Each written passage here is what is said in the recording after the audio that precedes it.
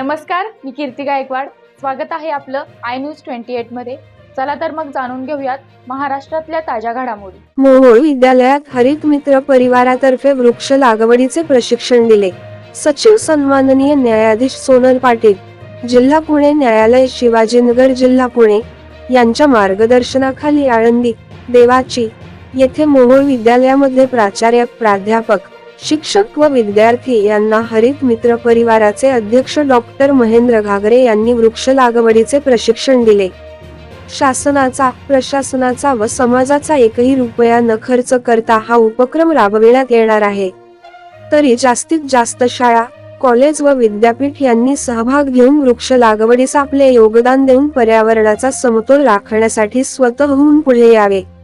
यावेळी प्राध्यापक डॉक्टर प्रकाश महानवर, माननीय कुलगुरू पुण्यश्लोक अहिल्यादेवी होळकर विद्यापीठ सोलापूर व प्राध्यापक डॉक्टर राजेंद्र वडजे, संचालक, राष्ट्रीय सेवा योजना विभाग, पुण्यश्लोक अहिल्यादेवी होळकर विद्यापीठ सोलापूर यांची उपस्थिती होती.